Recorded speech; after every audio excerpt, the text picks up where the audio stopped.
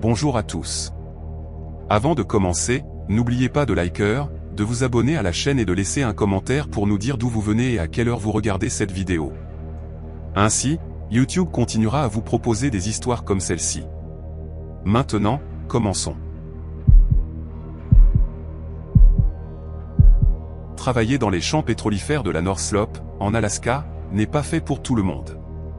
L'isolement finit par vous ronger. Rien que de la toundra blanche et une obscurité glacée pendant des mois. J'y travaillais depuis 6 ans, en 2018, sur la maintenance des pipelines près de Prudhoe Bay. L'argent était bon, très bon, et c'est pour ça que des gars comme moi, Brad et Tommy, revenaient saison après saison. Nous formions une équipe soudée, toujours prêts à nous couvrir mutuellement, que ce soit lors des blizzards ou des pannes d'équipement qui pouvaient vous tuer avant même que vous n'ayez le temps d'appeler à l'aide. Ce jour-là, nous venions de terminer une réparation d'une semaine sur une section de pipeline fissurée par les cycles de gel et de dégel. La compagnie nous avait logés dans un de ces abris préfabriqués, à environ 65 km au sud de Deadhorse, juste à côté de la Dalton Highway, cette route de glace que les camionneurs empruntent. Le trajet de retour aurait dû être routinier. Nous l'avions fait des centaines de fois dans le Ford F350 modifié de Brad, équipé de chaînes sur les 4 roues et d'un chauffage suffisant pour éviter de nous transformer en glaçons. Tommy était affalé à l'arrière, rattrapant son sommeil, tandis que je faisais le copilote, tenant compagnie à Brad qui conduisait à travers une tempête de neige de plus en plus dense. La visibilité n'était que de 10 mètres par endroit. Les phares se reflétaient dans la neige tourbillonnante, créant un tunnel hypnotique de blanc qui donnait l'impression de voler dans l'espace. Nous étions en route depuis environ 2 heures quand Brad freina brusquement, projetant Tommy contre mon siège. À peine visible dans la tempête, une silhouette titubait sur le bas-côté de la route. Aucun véhicule en vue, aucun gyrophare, juste une personne vêtue d'un lourd parka, avançant d'une manière désespérée et désordonnée, comme quelqu'un en proie à l'hypothermie. Brad s'arrêta immédiatement. On ne laisse personne dehors par un temps pareil, surtout quand il fait moins 40 degrés Celsius et que la situation empire. Tommy se réveilla en sursaut, jurant à cause de l'arrêt brutal, mais il se tut rapidement en voyant ce que nous regardions. Pendant 5 secondes, nous restâmes là, observant cet homme se débattre dans la neige jusqu'aux genoux, à une vingtaine de mètres devant nous. Son parka était un vieux surplus militaire, vert olive avec une bordure de fourrure autour de la capuche qui claquait dans le vent. Ce qui me frappa immédiatement, c'était sa façon de marcher. Pas le pas chancelant de quelqu'un luttant contre le froid, mais un mouvement mécanique et répétitif, comme s'il suivait une piste que lui seul pouvait voir. Brad klaxonna 2 fois, mais l'homme ne tourna même pas la tête. Il continua simplement à avancer, un pied après l'autre, les bras ballant le long de son corps. « Putain, il va mourir là dehors », dit Tommy, déjà en train d'ouvrir sa portière. Brad mit le camion au point mort, et nous sortîmes tous les 3. Le vent nous frappait comme des milliers de petits couteaux. Même avec nos vêtements épais, le froid tentait de s'infiltrer par chaque ouverture, chaque fermeture éclair. Nous commençâmes à courir vers l'homme, l'appelant, nos voix avalées par la tempête. Quand nous fûmes à 3 mètres de lui, Brad lui attrapa l'épaule pour le retourner. Et c'est là que les choses devinrent étranges. Le visage de l'homme était pâle. Je veux dire, blanc comme du papier, mais pas gelé. Ses yeux étaient d'un gris trouble, comme de la glace sale, et il semblait nous traverser. Il avait une barbe de 3 jours, sombre sur cette peau anormalement blanche. Et ses lèvres bougeaient constamment, formant des mots que nous ne pouvions pas entendre à cause du vent. Mais c'était la cicatrice qui fit reculer Brad, une ligne irrégulière allant de sa tempe gauche jusqu'à sa mâchoire, le genre de marque qui vous dit que quelqu'un a survécu à quelque chose qu'il n'aurait pas dû survivre. « Monsieur, ça va ?» hurla Tommy, agitant la main devant le visage de l'homme. Aucune réponse. L'homme se contenta de se balancer légèrement, les yeux fixés sur quelque chose au-delà de nous, au-delà de la tempête, au-delà de tout. Ses lèvres ne cessaient de bouger. Et quand je me penchai plus près, luttant contre l'instinct qui me disait de reculer, je pus distinguer ce qu'il répétait, 247, 247, 247, comme un disque rayé. Brad et Tommy échangèrent un regard. Nous avions tous entendu des histoires de gens devenant fous à cause de l'isolement ici, mais c'était différent. Cela semblait mal à un niveau que je ne pouvais pas expliquer. Pourtant, nous devions le mettre dans le camion. Mis à part l'éthique, laisser un cadavre gelé aurait signifié expliquer la situation aux policiers, et aucun de nous n'avait envie de se coltiner cette paperasse. Il fallut nos 3 paires de bras pour le guider jusqu'au Ford. Il ne résista pas, mais il ne nous aida pas non plus, Il se laissa manipuler comme un mannequin, son corps raide et froid même à travers le parka. Le plus étrange, c'est qu'il ne tremblait pas. Quand on passe assez de temps dans l'Arctique, on sait que les frissons sont la dernière défense du corps contre le froid. Quand ça s'arrête, c'est mauvais signe. Mais cet homme, sa peau était glacée, et il ne tremblait pas du tout.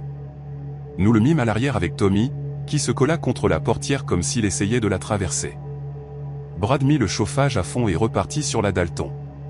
Pendant 10 minutes, personne ne dit un mot. Les seuls sons étaient le ventilateur du chauffage à plein régime et les lèvres de l'homme, toujours en mouvement, formant ces mêmes chiffres. Puis Tommy se racla la gorge et dit ce que nous pensions tous. Les gars, il ne ressemble pas à ce motoneigiste disparu il y a quelques années? Celui dont on a retrouvé la motoneige, mais jamais le corps? Les jointures de Brad devinrent blanches sur le volant. Je me souvenais de cette histoire. Tout le monde qui travaillait sur la pente la connaissait. En février 2016, un gars du coin, Christopher Vaughn, avait disparu lors d'une randonnée en motoneige.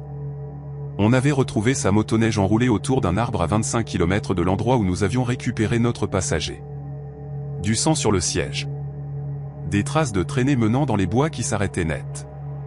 Les équipes de recherche avaient cherché pendant 2 semaines avant d'abandonner. Par un froid pareil, sans abri, on n'a que quelques heures. On l'avait déclaré mort, on avait même organisé un service commémoratif.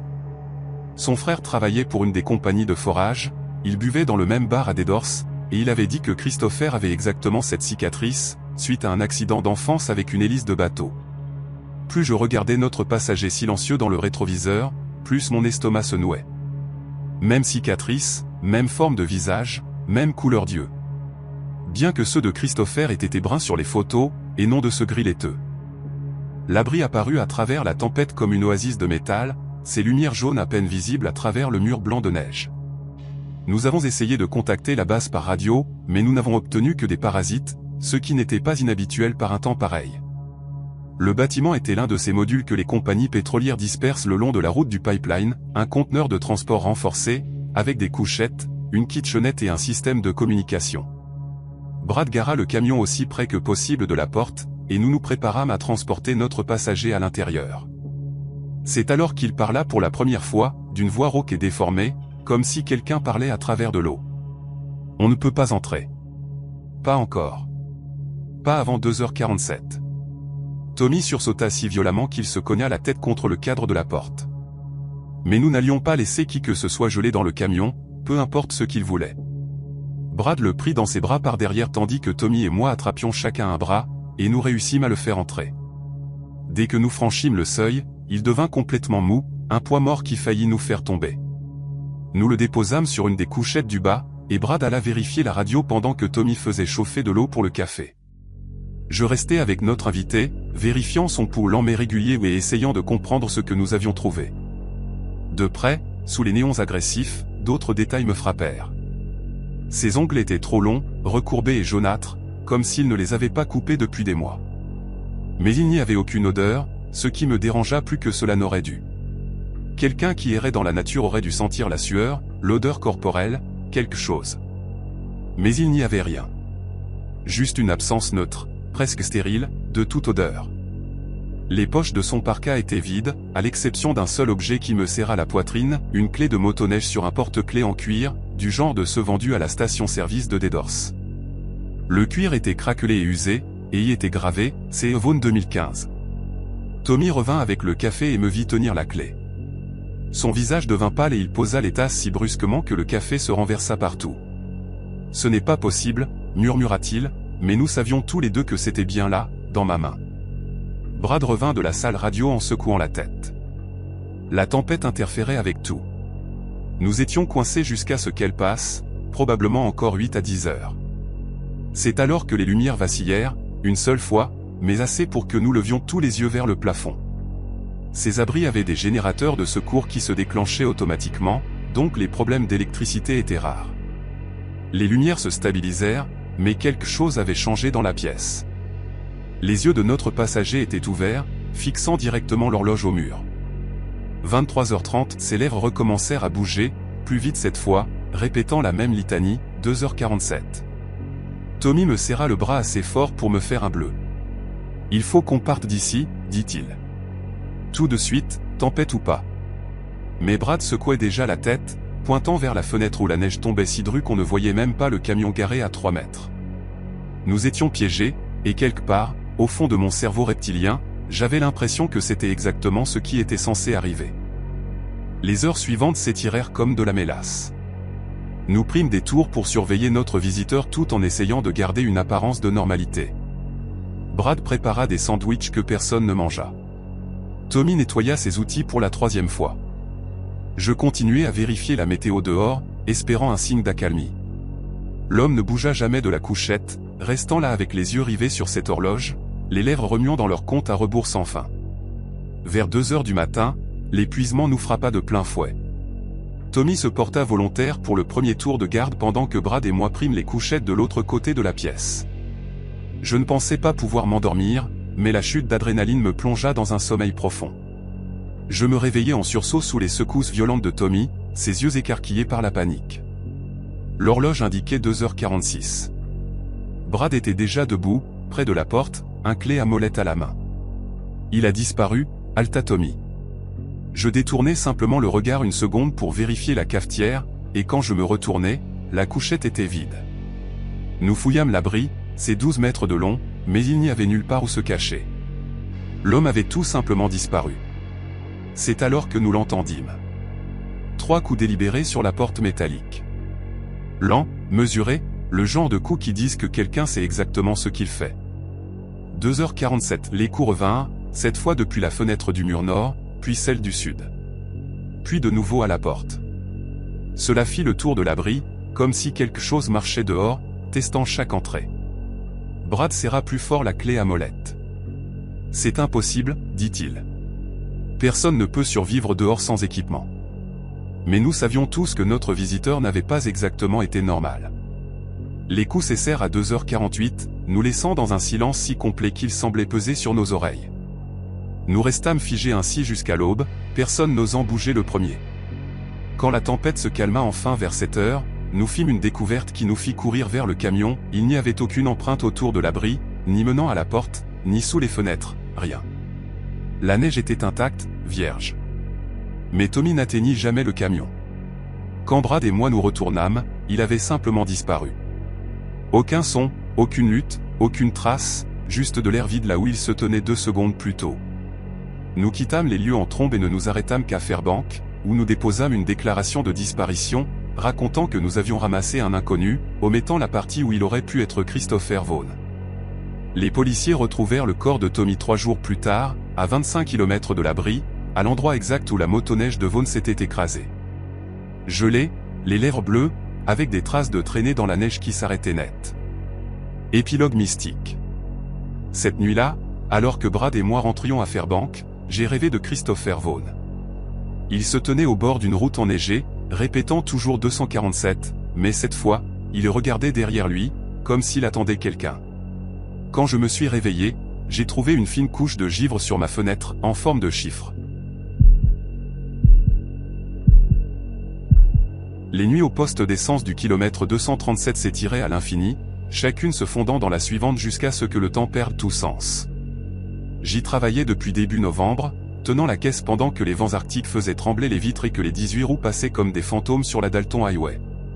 Le salaire était suffisant pour un étudiant essayant d'économiser, et le propriétaire, un vieux nommé Eugène, ne posait pas trop de questions quand j'avais besoin de faire des heures supplémentaires. La plupart des nuits se passaient sans incident, des routiers prenant un café, des locaux faisant le plein, peut-être un touriste égaré dans la tempête. La station elle-même n'avait rien d'exceptionnel, 2 pompes à l'extérieur, un petit magasin de dépannage rempli de snacks surtaxés, et des toilettes qui fonctionnaient à peine quand les tuyaux n'étaient pas gelés. Tout changea lors de mon 3e mercredi là-bas. L'horloge venait de sonner 2 heures du matin quand j'aperçus des phares perçant le blizzard dehors. Un vieux pick-up Chevy, rouillé à travers sa peinture bleue, s'arrêta à la pompe numéro 4 et resta là. Le conducteur ne descendit pas, ne sortit pas son portefeuille, ne coupa même pas le moteur. Il resta simplement assis, visible seulement comme une silhouette sombre à travers le pare-brise givré. Après 10 minutes, je me dis qu'il avait peut-être un problème mécanique ou qu'il s'était endormi. Mais quand j'attrapai ma veste pour aller vérifier, le camion fit brusquement marche arrière et disparut dans la tempête. Étrange, bien sûr, mais dans un endroit comme celui-ci, l'étrange était relatif. Je fis une note dans le registre et retournai ranger les boissons énergisantes, pensant que ce serait la fin de l'histoire. Le mercredi suivant arriva avec une autre tempête, pire que la précédente. La visibilité tomba à une vingtaine de mètres, et le vent faisait grincer tout le bâtiment comme un vieux navire. Eugène m'avait prévenu contre les nuits comme celle-ci, disant que parfois le temps devenait si mauvais que même les routiers préféraient s'abriter plutôt que de risquer l'autoroute. J'étais en train de compter l'inventaire dans l'arrière-boutique, essayant de rester occupé, quand j'entendis le ronronnement familier d'un moteur dehors. L'horloge au mur indiquait exactement 2 heures. À travers le moniteur de sécurité, je vis le même Chevy bleu se garer à la pompe 4. Même endroit qu'avant, et le conducteur fit exactement la même chose, absolument rien. Cette fois, j'eus un meilleur angle avec la caméra et pus distinguer plus de détails. L'homme portait ce qui semblait être un lourd manteau d'hiver avec la capuche relevée, et ses mains agrippaient le volant à exactement 10h10. Il n'ajusta jamais sa position, n'atteignit jamais la radio, ne sembla même pas respirer. Je laissai la situation durer 15 minutes cette fois avant de décider de m'approcher. Au moment où je fis un pas vers la porte, les feux de recul du camion s'allumèrent. Quand je poussai la porte et traversai le vent et la neige pour atteindre la pompe 4, il ne restait plus rien, à part des traces de pneus déjà effacées par la tempête. Toute cette scène me laissa un malaise que je ne pouvais pas tout à fait expliquer. Il y avait quelque chose de mécanique dans ces mouvements, ou plutôt dans leur absence, comme si je regardais une vidéo en boucle. Je passai le reste de mon service à sursauter à chaque paire de phares qui passait, mais le Chevy bleu ne revint pas. Quand Eugène arriva pour le service du matin, je lui en parlai en essayant de garder un ton décontracté. Il haussa simplement les épaules et dit « On a tout un tas de gens bizarres ici, surtout pendant la saison des tempêtes. » Mais je remarquai qu'il évitait de me regarder dans les yeux en disant cela, et ses doigts tambourinaient nerveusement sur le comptoir. Pour le 3e mercredi, je m'étais préparé. J'avais même échangé mes horaires avec Jasmine pour être là à 2 heures, bien que je ne lui ai pas dit la vraie raison. Le système de sécurité de la station était ancien mais fonctionnel, un équipement des années 2000 qui enregistrait tout en boucle, écrasant les images après 7 jours. J'avais découvert comment sauvegarder des extraits sur une clé USB, et j'en avais une prête dans ma poche. La tempête cette nuit-là était plus légère, juste une neige régulière au lieu d'un blizzard complet, ce qui signifiait une meilleure visibilité. Je me positionnais derrière le comptoir avec une vue dégagée sur la pompe 4, faisant semblant de lire un magazine tout en attendant. À 1h58, je l'entendis, ce ronronnement distinctif du moteur devenant plus fort en approchant du nord. Le Chevy bleu émergea de l'obscurité comme s'il avait été invoqué, se garant à l'endroit exact avec une précision calculée. Cette fois, j'étais prêt avec les commandes de la caméra, zoomant autant que le vieux système le permettait. Ce que je vis me glaça le sang. L'homme au volant n'était pas seulement immobile. Il était impossiblement immobile. Aucune respiration, aucun mouvement pour se mettre à l'aise, aucun geste nerveux ou vérification des rétroviseurs. Son visage restait caché sous cette lourde capuche, mais ses mains sur le volant semblaient fausses. La peau avait une teinte grise, même en tenant compte de la mauvaise qualité de la caméra, et les doigts semblaient trop rigides, comme s'ils avaient été gelés en place. J'enregistrais tout, mon pouls battant alors que je le regardais rester assis là pendant exactement 10 minutes. Puis, comme prévu, les feux de recul s'allumèrent. Mais cette fois, au lieu de reculer directement, le camion tourna légèrement, et pendant une seconde, le côté conducteur fit directement face à la caméra. La capuche tomba juste assez pour que j'aperçoive son visage, et ce que je vis me fit reculer en trébuchant contre le présentoir de cigarettes. Les traits étaient humains, mais faux. Des yeux enfoncés qui ne reflétaient aucune lumière, une peau qui ressemblait à du vieux cuir, et une expression de vide absolu. Aucune reconnaissance, aucune émotion, rien qui suggère qu'un être vivant était assis derrière ce volant. Le camion disparut dans la nuit avant que je ne puisse retrouver mes esprits. Je passai l'heure suivante à revoir les images, essayant de me convaincre que j'avais mal interprété ce que j'avais vu, que le mauvais éclairage et la vieille caméra m'avaient joué des tours. Mais chaque visionnage ne fit que confirmer ma première impression. Qui que ce soit ou quoi que ce soit qui était assis dans ce camion n'était pas normal. Je sauvegardai plusieurs copies de l'enregistrement et commençai à fouiller dans les vieux registres de la station, remontant des mois, puis des années en arrière. Eugène tenait des archives méticuleuses dans un placard de rangement derrière la salle de pause, des classeurs poussiéreux remplis de calendriers de livraison, de rapports de maintenance et de journaux d'incidents remontant à l'ouverture de la station en 1987. c'est là que je trouvais la première mention, en décembre 1993, une note sur une plainte d'un client concernant un véhicule abandonné à la pompe 4 pendant l'heure de 2 heures. La description correspondait parfaitement, un pick-up Chevy bleu, un conducteur masculin seul, qui ne sort jamais du véhicule. Les entrées apparaissaient sporadiquement après cela. Toujours un mercredi, toujours pendant les tempêtes hivernales, toujours à exactement 2 heures. Le vrai choc vint quand je trouvais un dossier étiqueté « Rapport d'incident en force de l'ordre » caché derrière les anciens registres. À l'intérieur se trouvaient des rapports de police photocopiés, des avis de disparition et des coupures de journaux.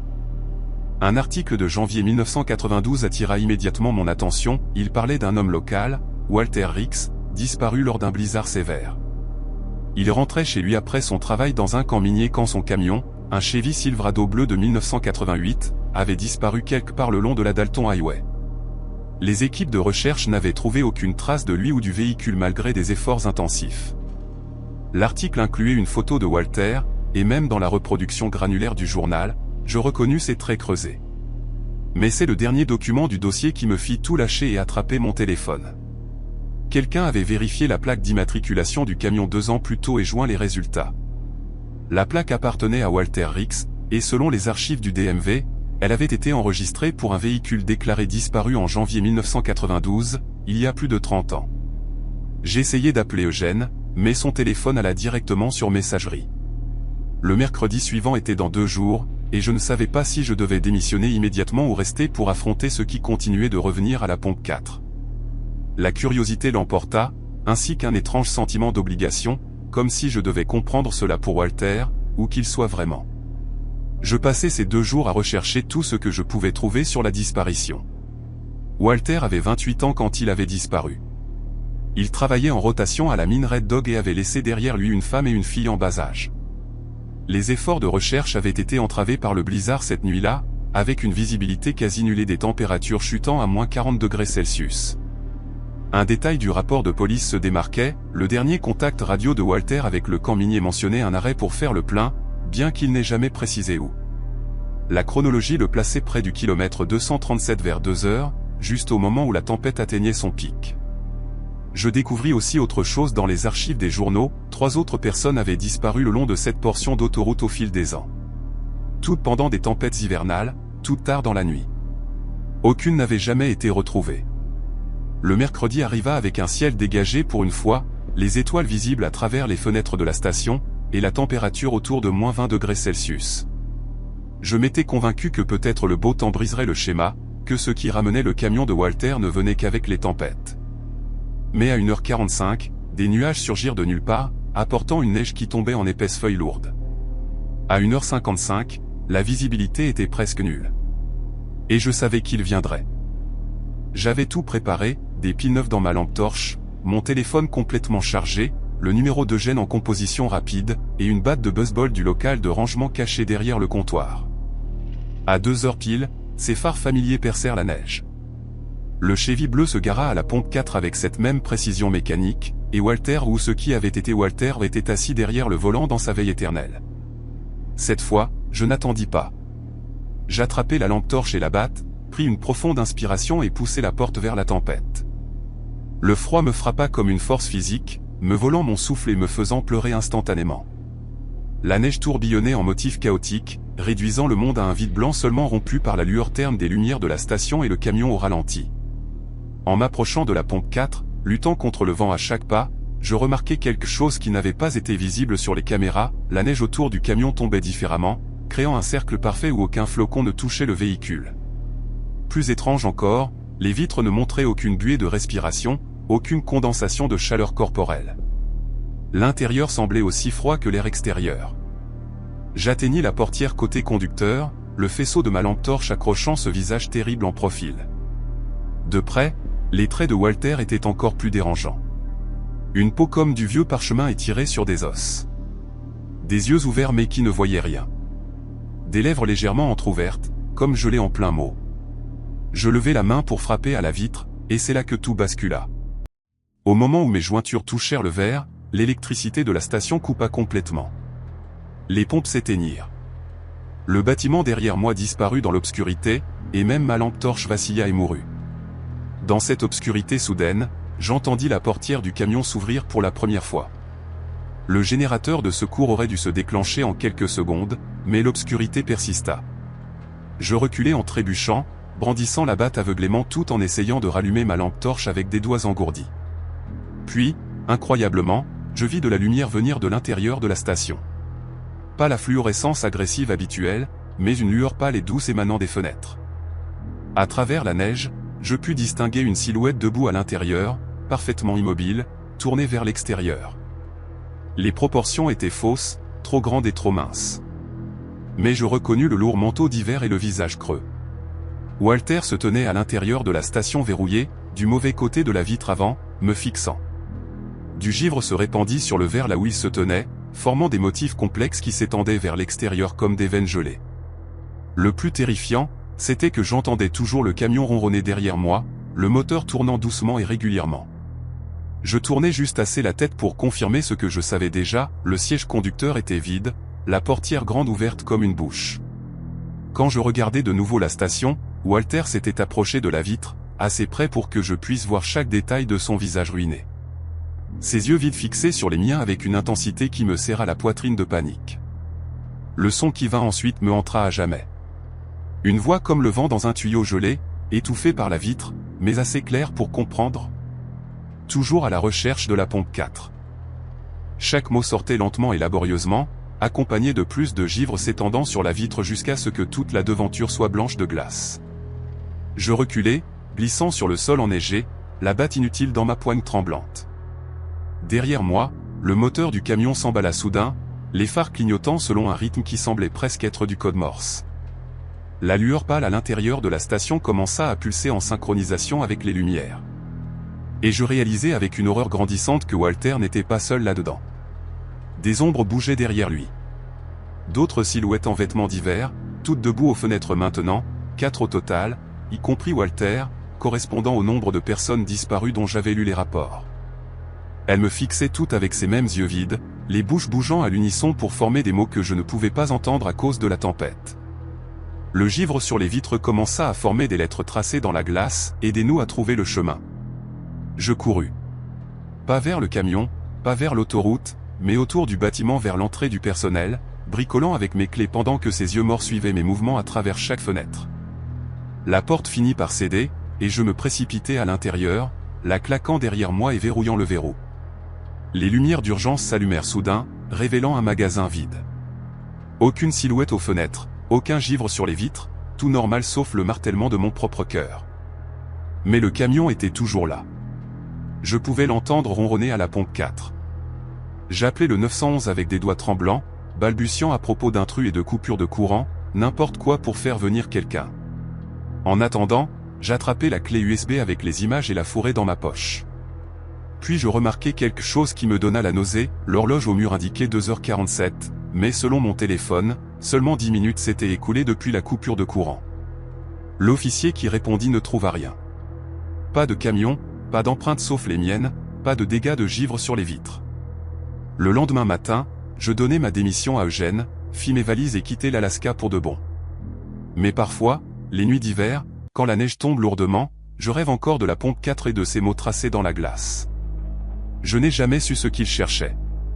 Et honnêtement, j'espère ne jamais le découvrir. Épilogue mystique. Des années plus tard, je reçus une lettre anonyme. À l'intérieur, une photo en noir et blanc de la pompe 4, prise en 1978. Sur le cliché, on voyait clairement un camion bleu garé à la même place, et une silhouette floue derrière le volant.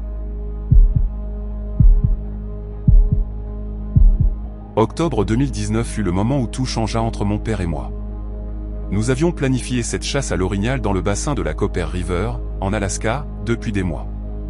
Notre premier vrai voyage père-fils depuis que j'avais déménagé à Seattle pour le travail, 3 ans plus tôt. J'avais 28 ans, je faisais du conseil, et honnêtement, je n'avais pas passé plus d'un week-end avec le vieux depuis le collège. Il chassait dans cette région depuis plus de 2 décennies, connaissait chaque crête et chaque ruisseau comme s'il faisait partie de son propre jardin. Nous avions pris la route depuis Anchorage dans son fidèle Chevy Silverado, les fusils bien arrimés, l'équipement de camping serré. Nous étions tous les deux sincèrement excités à l'idée de nous déconnecter du monde pendant 5 jours complets. Le plan semblait simple, pister des orignaux, peut-être avoir de la chance avec un tir propre, et simplement profiter de la nature sauvage sans les tours de téléphone ou les emails de travail qui bourdonnaient dans nos poches. Le premier jour se déroula exactement comme nous l'avions espéré. Nous avions marché environ 10 km depuis notre point de stationnement, trouvé un bon site de campement près d'un ruisseau étroit qui traversait une vallée entourée de denses épicéas et bouleaux. Mon père avait cette démarche confiante qu'il adopte toujours dans les bois, pointant les signes de présence animale, expliquant les schémas de vent, partageant des histoires sur les chasses précédentes dans la région. Le temps était frais mais pas brutal, peut-être 2 degrés Celsius avec un ciel dégagé et cette lumière automnale parfaite filtrant à travers les arbres. Nous avions monté notre tente, organisé notre équipement, et passé la soirée à planifier notre itinéraire pour le lendemain tout en partageant un thermos de café additionné de whisky. Tout semblait normal, paisible même. Nous étions tous les deux fatigués par la randonnée, parlant tranquillement de la famille, du stress au travail, de la vie en général. Aucun de nous deux n'avait la moindre idée que nous étions déjà observés. L'étrangeté commença le 2e jour. Nous marchions depuis environ 3 heures, suivant une piste de gibier qui serpentait à travers une série d'affleurements rocheux. Quand mon père s'arrêta net, il fixait quelque chose à une trentaine de mètres devant lui, son expression passant de l'intérêt décontracté à une confusion sincère. Quand je le rejoignis, je vis ce qui avait attiré son attention, des morceaux éparpillés de ce qui avait été un caribou, mais pas comme n'importe quelle carcasse que j'avais vue auparavant. Les os étaient nettoyés avec une précision presque chirurgicale. Mais la partie étrange était la façon dont les morceaux étaient disposés. Ils n'étaient pas simplement éparpillés au hasard comme le ferait une prédation normale. Au lieu de cela, ils formaient un motif bizarre, presque comme s'ils avaient été délibérément placés en un cercle approximatif autour d'un rocher plat. Le crâne était assis bien au centre, les orbites vides fixant le ciel gris, et les os plus grands rayonnaient vers l'extérieur comme les rayons d'une roue. Mon père s'agenouilla à côté des restes, passant ses doigts le long des bords nets des os. Il chassait depuis plus de 20 ans, avait vu des tueries d'ours, des meutes de loups se nourrissant, même des attaques de cougars. Mais ceci était différent. Les os étaient trop propres, trop organisés, et il n'y avait pas une seule trace nulle part dans la terre molle autour du site. Pas même une empreinte partielle de patte ou une marque de glissement. « Kevin » dit-il doucement, utilisant mon prénom complet, ce qu'il ne faisait que lorsqu'il était sérieusement préoccupé, je n'ai jamais rien vu de tel. Qu'importe ce qui a fait ça, c'est assez grand pour abattre un caribou adulte, mais assez intelligent pour ne laisser aucune preuve. Nous passâmes 10 autres minutes à examiner la zone, élargissant nos cercles, mais ne trouvâmes absolument rien. Pas de poils, pas de traces de sang, pas de perturbation de la végétation environnante. C'était comme si l'animal avait simplement matérialisé, arrangé ses os avec une précision chirurgicale, puis disparu dans l'air. Nous essayâmes de secouer cela et continuâmes notre chasse, mais la découverte avait clairement ébranlé nous deux. Mon père continuait à jeter des regards en arrière vers le site des os, et je me surprenais à scanner la lisière des arbres plus fréquemment que d'habitude. Environ 3 km plus loin sur le sentier, nous trouvâmes une autre tuerie. Cette fois, un tétras, mais encore une fois, les restes étaient disposés selon ce même motif contre nature. Les petits os formaient un cercle parfait autour d'un galet lisse, avec le minuscule crâne positionné exactement au centre. Ce qui le rendait encore plus dérangeant, c'est que les tétras sont des oiseaux terrestres, une proie facile pour les renards ou les faucons, mais il n'y avait pas de plumes éparpillées. Aucun signe de lutte, rien qui indiquerait une rencontre normale prédateur-proie. Mon père ramassa un des délicats os d'aile et le tint à la lumière, me montrant à quel point il avait été nettoyé de sa chair avec précision. « C'est du travail chirurgical », murmura-t-il, sa voix à peine au-dessus d'un chuchotement. Aucun animal ne fait ce genre de nettoyage précis naturellement. Le schéma continua tout au long de la journée. Nous trouvâmes 5 autres sites de tuerie, chacun plus troublant que le précédent. Un écureuil terrestre disposé autour d'un morceau de quartz, les os de martin formant un cercle parfait autour d'un morceau de schiste plat. Chaque site était immaculé, presque stérile, avec cette même précision effrayante qui faisait dresser les poils sur mes bras. Ce qui me frappa vraiment, c'était l'escalade. Les tueries devenaient de plus en plus fraîches à mesure que nous avancions dans le bassin. Le premier caribou y était depuis des jours, peut-être des semaines, mais les derniers sites sentaient encore cette odeur métallique de mort récente. Mon père commença à marcher différemment, gardant son fusil prêt, vérifiant constamment derrière nous. Aucun de nous deux ne voulait l'admettre à voix haute, mais nous savions tous les deux que quelque chose suivait nos mouvements, restant juste assez loin devant pour préparer ces displays grotesques pour que nous les trouvions. C'était comme si nous étions guidés plus profondément dans son territoire, suivant une piste de tuerie de plus en plus fraîche qui servait à la fois d'avertissement et d'invitation. Cette nuit-là, nous campâmes dans une petite clairière entourée d'épicéas épais. Nous étions tous les deux trop tendus pour aller plus loin. Mon père insista pour que le feu brûle toute la nuit, prenant des tours de garde, bien que nous ne l'ayons jamais fait lors de nos précédents voyages de camping. Je pris le premier tour, assis le dos contre une bûche tombée, le fusil sur les genoux, écoutant chaque craquement de branches et chaque bruissement de feuilles dans l'obscurité au-delà de notre feu. Vers 2 heures du matin, pendant le tour de garde de mon père, je me réveillai au son de sa voix m'appelant avec urgence. Quand j'ouvris les yeux, il pointait vers l'autre côté de la clairière, son visage pâle dans la lueur orange vacillante. « Là-bas » murmura-t-il entre ses deux grands épicéas. « Ne bouge pas trop vite, mais dis-moi ce que tu vois. » Je tournai lentement la tête, suivant son regard, et c'est alors que je les vis. 2 énormes yeux jaunes reflétant notre feu, positionnés à environ 2,5 mètres du sol, complètement immobiles. Ils n'avaient pas la lueur verte typique que l'on s'attendrait à voir chez un cerf ou un orignal, mais une couleur jaune intense, presque dorée, qui semblait pulser d'intelligence. Les yeux nous observèrent pendant ce qui sembla être des heures, mais qui fut probablement seulement 15 minutes. Ils ne clignèrent jamais, ne bougèrent jamais, se contentant de maintenir ce regard fixe et calculateur qui me donna la chair de poule.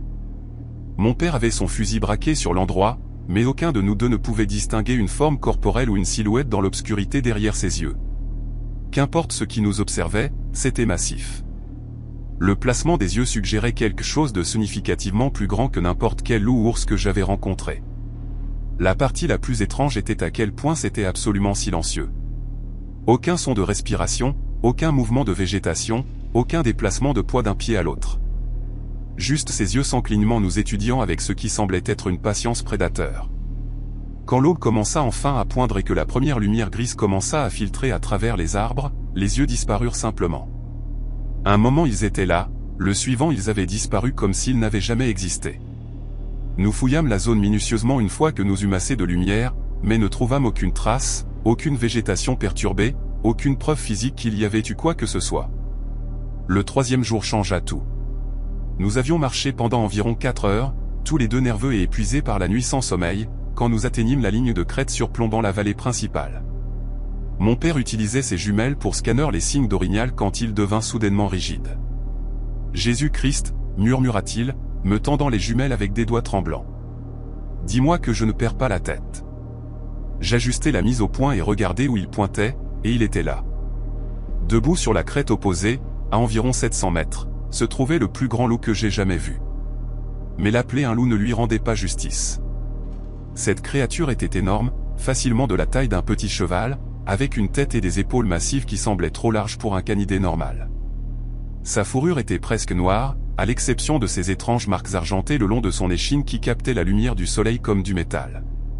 Ce qui fit battre mon cœur, c'était la façon dont il se tenait, complètement immobile, faisant directement face à nous, comme s'il avait attendu que nous atteignions cet endroit précis.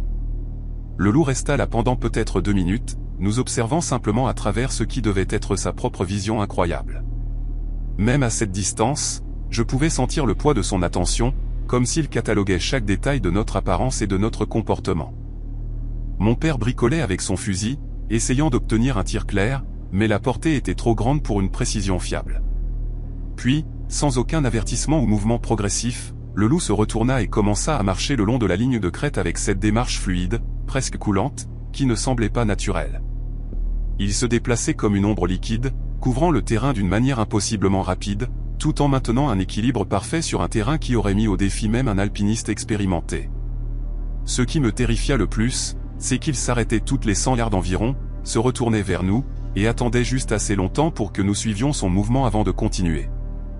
Il démontrait clairement qu'il pouvait nous surpasser sans effort, qu'il avait contrôlé toute cette rencontre depuis le début.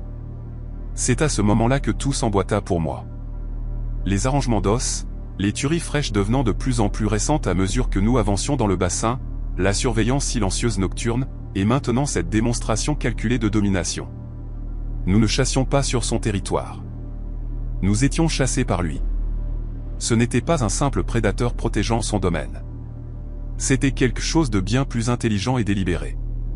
Le loup nous avait suivis pendant tout le voyage, restant juste assez près pour surveiller nos mouvements tout en laissant ses cartes de visite grotesques pour annoncer sa présence.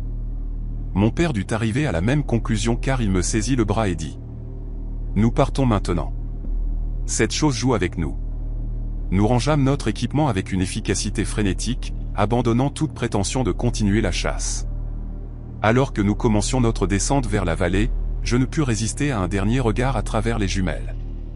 Le loup était toujours là, assis maintenant comme une ancienne sentinelle, observant notre retraite avec ce que je jure être de la satisfaction. La randonnée de retour vers notre camion nous prit 6 heures de marche non-stop. Nous vérifions constamment les lignes de crête et les lisières d'arbres autour de nous. Nous ne parlâmes pas beaucoup pendant la descente, mais je pouvais dire que mon père traitait la même réalisation troublante qui me rongeait. Ce loup massif avait orchestré toute notre expérience depuis le premier jour. Chaque site de tuerie, chaque étrange arrangement d'os, chaque moment d'inquiétude croissante avait été soigneusement planifié pour nous guider plus profondément dans son domaine jusqu'à ce qu'il soit prêt à se révéler. Quand nous atteignîmes enfin le Silverado, mon père jeta notre équipement dans la benne avec des mains tremblantes et démarra le moteur avant même que j'aie fermé ma portière. Alors que nous nous éloignions, je regardais la nature sauvage disparaître dans le rétroviseur, et je jure que je pouvais encore sentir ses yeux dorés suivre nos mouvements. Nous ne sommes jamais retournés dans cette zone, et mon père a vendu son équipement de chasse le printemps suivant. Aucun de nous deux n'a jamais parlé de ce que nous avions vécu, mais je sais que nous avions tous les deux compris que nous avions rencontré quelque chose qui n'aurait pas dû exister. Un prédateur alpha avec une intelligence qui frôlait le surnaturel. Et nous avions eu une chance incroyable de quitter son territoire vivant. Épilogue mystique. 1 an plus tard, mon père reçut une lettre anonyme. À l'intérieur, une photo floue d'un loup géant, debout sur la même crête, avec une note : il vous a laissé partir. Le projet de migration des caribous semblait être l'opportunité parfaite pour faire avancer ma carrière de biologiste de la faune. Après 6 ans de mission de recherche plus modeste, j'avais enfin la chance de diriger une équipe étudiant comment le changement climatique perturbait les routes de migration traditionnelles près de la rivière Yukon. La mission nous parvint fin avril 2017, et en 2 semaines, je partais dans la nature sauvage canadienne avec une équipe de 5 personnes. Nous avions pour tâche de surveiller 43 caribous équipés de colliers GPS pendant 3 semaines, en documentant leurs mouvements et leurs schémas de comportement. Les données que nous collecterions pourraient influencer les politiques de conservation dans toute la région, faisant de ce projet l'un des plus importants auxquels j'ai jamais participé. Je me souviens avoir ressenti un mélange d'excitation et de responsabilité alors que nous chargions notre équipement, drone thermique, matériel de suivi, fourniture de camping pour un séjour prolongé dans un territoire extrêmement isolé. Notre camp de base était établi sur un ancien site de coupe à blanc abandonné dans les années 1980. L'emplacement était idéal pour nos besoins de recherche, un terrain plat pour l'installation de l'équipement, une proximité avec la rivière pour l'accès à l'eau, et situé directement le long d'un des principaux corridors de migration des caribous. Mais l'endroit avait une atmosphère troublante que je ne pouvais pas tout à fait secouer. Des machines rouillées étaient à moitié enterrées sous des décennies de mousse et de feuilles mortes, tandis que des structures en bois pourrissaient lentement, cédant à la forêt envahissante. Mon équipe se composait du Dr James Mitchell, notre chef de projet expérimenté, de Lisa Chen, du département de la faune de l'université, et de 2 étudiants diplômés, Alex et Maria. Nous avions collaboré sur des missions précédentes, donc il y avait une routine de travail établie pour organiser notre campement, répartir les responsabilités quotidiennes et nous installer dans notre routine de recherche. Les premiers jours se déroulèrent exactement selon le plan, avec des signaux GPS clairs et constants provenant de tous les animaux marqués. Le travail lui-même était méthodique et gratifiant. Chaque matin, nous vérifions nos systèmes de suivi en buvant du café autour du réchaud de camp portable, regardant des dizaines de points rouges se déplacer sur nos cartes numériques. Les caribous suivaient leurs routes attendues, se regroupant dans des zones d'alimentation pendant la journée et se déplaçant régulièrement vers le nord chaque nuit. Lisa s'occupait des vols de drones thermiques, capturant des images comportementales qui compléteraient nos données GPS. Alex et Maria se relayaient pour surveiller les fréquences radio tandis que le docteur Mitchell et moi analysions les schémas de mouvement et mettions à jour nos notes de terrain. Le temps se maintenait stable, avec des matinées fraîches, des après-midi chauds et des nuits cristallines. Parfait pour le fonctionnement de l'équipement. Au 5e jour, nous avions documenté des écarts fascinants par rapport au schéma de migration historique. Exactement le genre de données qui rendrait notre recherche précieuse. La routine était confortable, prévisible, et tout se passait selon notre calendrier soigneusement planifié. Pendant ces premiers jours, je commençais à remarquer de petits détails sur le site d'abattage abandonné qui n'avaient pas été immédiatement apparents. il y avait des marques de coupe parfaitement droites sur certains arbres, trop précises pour être naturelles, suggérant que les bûcherons avaient utilisé un équipement avancé pour leur époque. Les fondations en béton des bâtiments démolis formaient des motifs géométriques qui semblaient presque délibérés, comme si celui qui avait conçu la disposition originale avait un système organisationnel spécifique en tête. Le plus intrigant, nous trouvâmes plusieurs plaques métalliques enterrées sous des décennies de débris. Chacune était estampillée de numéros séquentiels, mais sans identification de société ni date. Le docteur Mitchell mentionna que les opérations de bûcheronnage de cette époque laissaient généralement des traces plus évidentes, des arbres marqués, des numéros de série d'équipements, une signalisation appropriée. Mais cet endroit était différent, presque stérile dans la manière dont il avait été dépouillé de toute information d'identification. Pourtant, cela n'interférait pas avec nos recherches, et nous avions des préoccupations plus pressantes que d'enquêter sur le passé mystérieux du site. Tout changea dans la nuit du 15 mai. J'étais en train de passer en revue les journaux de données dans ma tente vers 23h30 quand Alex arriva en courant de la station de surveillance, son visage pâle à la lumière de la lanterne. « Heather, tu dois voir ça tout de suite, » dit-il, sa voix tendue par l'inquiétude. Les 43 signaux GPS avaient disparu simultanément à exactement 23h17. Pas progressivement, pas un par un, mais tous à la fois, comme si quelqu'un avait éteint un interrupteur. Le système de suivi ne montrait aucun message d'erreur, aucune panne d'équipement, aucune explication technique pour cette panne soudaine. Lisa fit des diagnostics sur nos récepteurs tandis que le docteur Mitchell vérifiait les systèmes de secours, mais tout fonctionnait parfaitement de notre côté. Nous passâmes les 3 heures suivantes à essayer de rétablir le contact, ajustant les fréquences, augmentant la puissance du signal, essayant même des appels manuels aux colliers individuels. Rien ne fonctionna. Les caribous avaient simplement disparu de notre réseau de surveillance, nous laissant fixer des écrans vides et nous demander ce qui venait de se passer. Le silence qui suivit était comme rien de ce que j'avais jamais connu dans la nature sauvage. Habituellement, la forêt canadienne la nuit est vivante de sons, des hiboux qui ululent, des branches qui craquent, de petits animaux qui fouillent dans les sous-bois. Mais après la disparition des signaux, même ces bruits familiers semblèrent s'estomper, remplacés par un silence oppressant qui faisait siffler mes oreilles. Nous décidâmes de prendre des tours pour surveiller l'équipement pendant la nuit, espérant que les signaux pourraient revenir aussi mystérieusement qu'ils avaient disparu. Le docteur Mitchell prit le premier tour, suivi de Lisa, puis d'Alex. Quand mon tour arriva à 4 heures, je m'assis seul dans la tente de surveillance, entouré d'un équipement silencieux et essayant de comprendre ce qui s'était passé. Le système GPS n'avait jamais échoué aussi complètement auparavant, et le timing de tous les signaux coupés au même moment exact suggérait quelque chose de bien plus sérieux qu'un simple bug technique. Je continuais à vérifier et revérifier nos journaux de données, espérant trouver un motif ou une explication que nous avions manqué. L'aube n'apporta aucun soulagement, seulement plus de questions. Nous fîmes nos sacs rapidement et partîmes vers le dernier emplacement connu du troupeau de caribous le plus proche, à environ 10 km au nord-est de notre camp. La randonnée à travers la forêt dense était étendue. Chacun perdu dans ses propres pensées sur ce que nous pourrions trouver. Quand nous atteignîmes la zone, il n'y avait aucun signe des animaux. Pas de traces, pas de crottes, aucune preuve qu'ils avaient jamais été là. Mais notre équipement était intact, assis exactement là où nous l'avions laissé la veille. Les caméras, les capteurs de mouvement, même les unités GPS de secours fonctionnaient normalement, enregistrant toujours des données depuis leur position. C'était comme si les caribous s'étaient simplement évaporés, ne laissant derrière que la technologie que nous avions utilisée pour les surveiller. Lisa suggéra que nous élargissions notre rayon de recherche, mais le docteur Mitchell semblait déjà inquiet pour notre calendrier et nos ressources.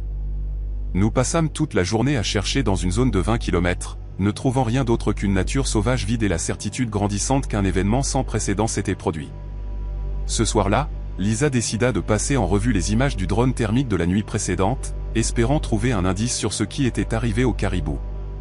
Nous nous rassemblâmes autour de son ordinateur portable dans la tente principale, regardant des heures de vidéos infrarouges granulaires. La plupart montraient exactement ce à quoi nous nous attendions, une forêt vide, des animaux occasionnels se déplaçant dans les sous-bois, les signatures thermiques normales d'une nuit de nature sauvage tranquille. Mais à 23h15, juste 2 minutes avant que les signaux GPS ne disparaissent, les images capturèrent quelque chose d'extraordinaire. Cette silhouette haute émergèrent de la lisière des arbres, se déplaçant en parfaite synchronisation à travers la zone ouverte près de notre camp. Elles étaient définitivement humanoïdes, mais fausses d'une certaine manière. Trop grandes, trop coordonnées, se déplaçant avec une précision fluide qui semblait presque mécanique. Les signatures thermiques montraient qu'elles étaient plus chaudes que l'environnement, mais plus froides que la température corporelle humaine normale. Le plus dérangeant était la manière dont elles se déplaçaient ensemble comme un seul organisme à plusieurs parties, maintenant un espacement exact et des mouvements identiques alors qu'elles traversaient le cadre et disparaissaient de l'autre côté dans la forêt. Personne ne parla pendant plusieurs minutes après la fin de la vidéo. Le docteur Mitchell la rembobina 3 fois, étudiant chaque détail, tandis qu'Alex continuait à murmurer que l'équipement avait du mal fonctionné. Mais Lisa et moi savions tous les deux que ce que nous voyions était réel. L'imagerie thermique était trop cohérente, trop détaillée pour être une sorte de bug technique. Les silhouettes mesuraient environ 2,5 mètres de haut, avec des membres allongés et des mouvements qui suggéraient qu'elles connaissaient intimement le terrain. Elles ne faisaient aucun son que l'équipement audio du drone pouvait détecter, se déplaçant à travers des bûches tombées et des sous-bois denses sans déranger une seule branche. Ce qui me hantait le plus, c'était leur coordination. Pas seulement marcher en formation, mais littéralement refléter les mouvements des autres jusqu'aux plus petits gestes. Quand la silhouette de tête levait ce qui semblait être son bras, les 7 effectuaient le même mouvement simultanément. Nous regardâmes la séquence des dizaines de fois, mais cela ne fit que soulever plus de questions sur ce à quoi nous avions affaire et si cela était lié à la disparition des caribous. Cette nuit-là, nous mîmes en place un système de binôme. Personne n'était autorisé à quitter sa tente seule, et nous établîmes des vérifications régulières toutes les heures jusqu'à l'aube. Malgré nos précautions, je dormis à peine, écoutant chaque bruit extérieur et me demandant si ces silhouettes étaient toujours là, nous observant. Vers 3 heures, j'entendis Maria chuchoter avec insistance à Alex dans la tente à côté de la mienne. Mais quand j'appelai pour demander si tout allait bien, elle dit qu'elle avait simplement fait un mauvais rêve. Le reste de la nuit se passa sans incident, mais le matin apporta une nouvelle horreur qui rendit les mystères de la veille triviaux. Quand nous nous rassemblâmes pour le petit déjeuner à 7 heures, Alex avait disparu. Son sac de couchage était vide, ses affaires personnelles toujours soigneusement disposées à côté de son lit de camp, et ses bottes avaient disparu. Nous fouillâmes la zone immédiate autour du camp, appelant son nom et vérifiant tous les endroits où il aurait pu errer pendant la nuit. Le docteur Mitchell parlait déjà de contacter les services d'urgence quand je décidai de vérifier la berge de la rivière, pensant qu'Alex avait peut-être été chercher de l'eau et glissé sur la pente boueuse. Ce que je trouvais au bord de l'eau défiait toute explication logique à laquelle je pouvais penser. Les bottes de randonnée d'Alex étaient posées avec une précision mathématique sur un rocher plat, positionnées parfaitement parallèles l'une à l'autre et faisant directement face à l'eau qui coulait. Les lacets étaient noués en de jolis nœuds, exactement comme il les portait toujours, et il n'y avait pas une seule éraflure ou trace de boue sur le cuir. Mais il n'y avait aucune empreinte, ni menant aux bottes, ni s'éloignant d'elles, rien dans la terre molle de la berge qui indiquerait comment elles étaient arrivées là. Le rocher sur lequel elles reposaient était complètement sec, malgré la brume matinale qui avait humidifié tout le reste dans la zone. J'appelai les autres et nous passâmes 2 heures à examiner chaque centimètre du sol environnant, cherchant toute trace du passage d'Alex. L'absence de piste était absolue et impossible. Même si quelqu'un avait délibérément effacé les empreintes, il y aurait des signes de l'effacement lui-même. Pourtant, les bottes étaient là, comme une mise en scène soigneusement arrangée, comme si elles avaient été placées par quelqu'un capable de se déplacer sans toucher le sol. Nous plîmes le camp immédiatement et fîmes une randonnée de retour vers le point de communication le plus proche pour contacter les autorités. L'opération de recherche et sauvetage dura 4 jours, impliquant des hélicoptères, des chiens pisteurs et des équipes expérimentées de nature sauvage, mais aucune trace d'Alex ne fut jamais trouvée. Le rapport officiel le lista comme disparu, présumé mort, avec la théorie de travail qu'il était sommeau tombé dans la rivière et avait été emporté par le courant. Mais cette explication ne tenait pas compte des bottes, que les enquêteurs écartèrent comme des détails sans importance. 6 mois plus tard, je reçus un appel d'un travailleur forestier qui avait effectué des relevés dans la même zone. Il avait trouvé quelque chose enterré sous un tas de pierres près de l'ancien site de bûcheronnage, un collier GPS, toujours fonctionnel, avec des données montrant qu'il était resté stationnaire à cet endroit précis depuis le 15 mai à 23h17. C'était l'un des colliers de nos caribous disparus, et le timing correspondait parfaitement au moment où tous les signaux avaient disparu. Je ne suis jamais retourné sur ce site, et je n'ai jamais travaillé sur un autre projet de recherche dans cette région. Certains mystères valent mieux être laissés non résolus. Épilogue mystique. 1 an après la disparition d'Alex, je reçus un colis sans expéditeur. À l'intérieur, une clé USB contenant une seule vidéo. On y voyait Alex, debout au bord de la rivière, souriant faiblement. « Ils m'ont montré leur monde », murmura-t-il. « Je ne peux pas revenir. » Puis la caméra se tourna vers la forêt, où cette silhouette se tenait, immobile, sous les arbres. Chaque fois que quelqu'un mentionne l'Alaska, mon estomac se noue. Les gens imaginent toujours la belle nature sauvage et les incroyables aurores boréales, mais tout ce à quoi je peux penser, c'est cette nuit au Copper Creek Lodge. À l'époque, je venais de terminer ma 3e année à l'université et je travaillais comme réceptionniste et aide à l'entretien dans ce petit lodge isolé près du parc national de Wrangell-St. C'était juin 2022, et cet endroit était essentiellement mon monde entier pendant 3 mois. Le lodge comptait 12 petites cabines dispersées sur la propriété, reliées par des chemins de gravier qui craquaient sous les pieds, peu importe à quel point on essayait de marcher silencieusement. Notre voisin le plus proche se trouvait à 65 km, et le service cellulaire était absolument inexistant. La seule connexion avec le monde extérieur était une ligne fixe unique dans le bureau principal, qui crépitait de parasites même les bons jours. La plupart des nuits, le silence était si complet qu'on aurait dit que nous étions les dernières personnes sur Terre. Les clients cette semaine-là étaient surtout des randonneurs et des photographes, le genre de personnes qui viennent en Alaska spécifiquement pour s'éloigner de la civilisation. Il y avait ce couple, David et Amanda, qui séjournaient dans la cabine 7 depuis 3 jours avec leur ami 3. David était ce genre de gars qui ne semblait jamais arrêter de parler, toujours en train de faire des blagues et de faire rire tout le monde pendant les repas dans le lodge principal. Amanda était plus réservée, plus silencieuse, mais elle avait cette façon d'observer tout autour d'elle, comme si elle prenait constamment des notes mentales. 3 était quelque part entre les deux, assez amical, mais il restait surtout pour lui. Ils passaient leur journée à randonner sur les sentiers autour de la propriété et revenaient chaque soir complètement épuisés, couverts de boue et de piqûres de moustiques. La dynamique entre eux semblait assez normale, juste 3 amis en aventure dans la nature sauvage, mais il y avait une tension sous-jacente que je n'arrivais pas tout à fait à cerner, surtout entre David et 3. Le jour où tout a mal tourné a commencé comme un autre. Je l'avais passé à réparer un chauffe-eau cassé dans la cabine 3 et à réapprovisionner les fournitures dans le lodge principal. Le temps avait été inhabituellement chaud pour juin, et en soirée, l'air était épais de moustiques et de cette étrange lumière crépusculaire qui ne se transforme jamais tout à fait en obscurité complète pendant les étés alaskiens. Vers 21h, j'ai remarqué David, Amanda et 3 se dirigeant vers le bain public, ce petit bâtiment en bois à environ 100 mètres du lodge principal. 3 portaient une serviette et semblaient impatients de enfin se nettoyer après leur longue randonnée. David et Amanda marchaient derrière lui, et j'ai pu entendre la voix de David devenir plus forte alors qu'il s'éloignait, bien que je n'ai pas pu distinguer ce qu'il disait.